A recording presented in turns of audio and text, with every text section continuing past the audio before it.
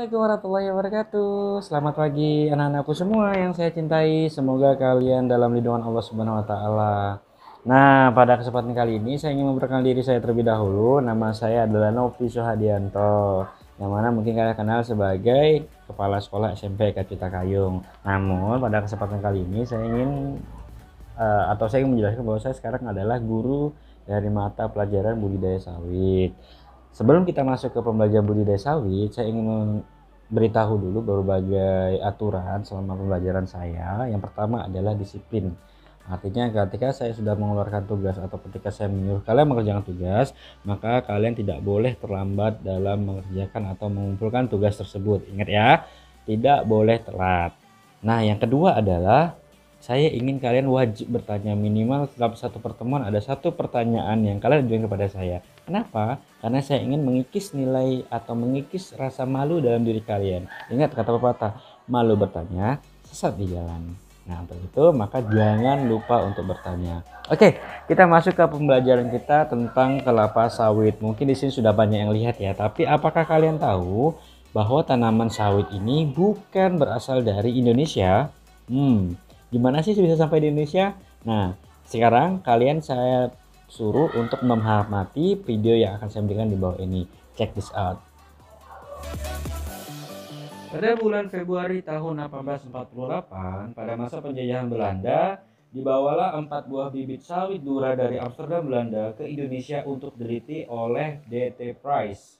Tanaman sawit itu diteliti apakah dapat tumbuh di iklim tropis Indonesia yang panas dan ditanam di Buitenzorg Botanical Garden atau yang kita kenal dengan nama Kebun Raya Bogor. Tujuannya adalah untuk melihat apakah tanaman sawit ini cocok untuk dijadikan tanaman perkebunan di Indonesia. Tanaman sawit ini bukan berasal dari Indonesia, tapi tepatnya berasal dari benua Afrika bagian barat. Memiliki nama Latin Elais spesies dengan bentuk yang sangat mirip dengan tanaman kurma yang berada di daerah Timur Tengah. Tanaman sawit sendiri termasuk dalam tanaman yang hidup di daerah tropis dengan curah hujan yang tinggi dan membutuhkan sinar matahari sepanjang tahun. Karena tanaman sawit sendiri sangat perlu air sehingga perlu curah hujan yang tinggi serta sinar matahari sepanjang tahun yang dapat kita temui di seluruh daerah tropis di Indonesia maupun di berbagai negara yang lain.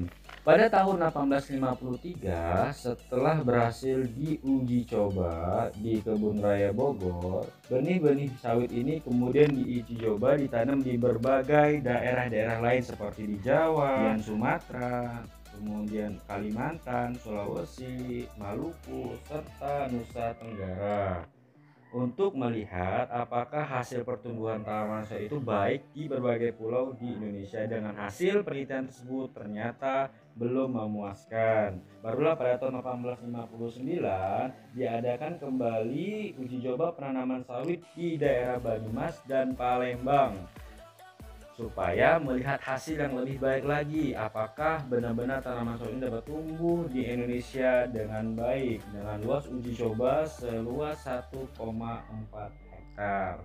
Pada tahun 1875, Belanda kemudian memulai tanaman sawit secara komersial, maksudnya secara masif di daerah distrik Deli Serdang, Sumatera Utara. Namun bukan untuk dijadikan sebagai tanaman produksi, tapi dijadikan sebagai tanaman hias karena bentuknya yang sangat indah. Tanaman-tanaman sawit ini ditanam di tepi jalan menuju perkebunan tembakau yang banyak terdapat di daerah Deli Serdang, Sumatera Utara.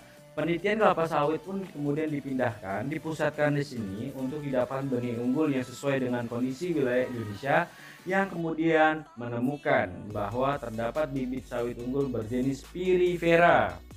Nah, siapa yang menemukan? Yang menemukan adalah Belanda pada tahun 1875.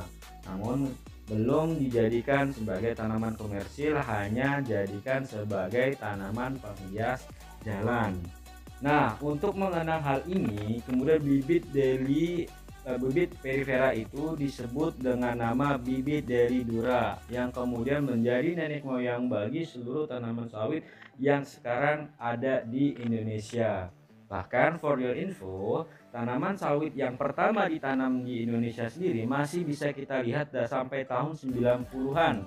di Kebun Raya Bogor. Nah, untuk sekarang sih sudah tidak ada ya, karena sudah mati, tapi anak-anak yang merupakan keturunan langsung dari tanaman sawit yang pertama di Indonesia itu masih ada.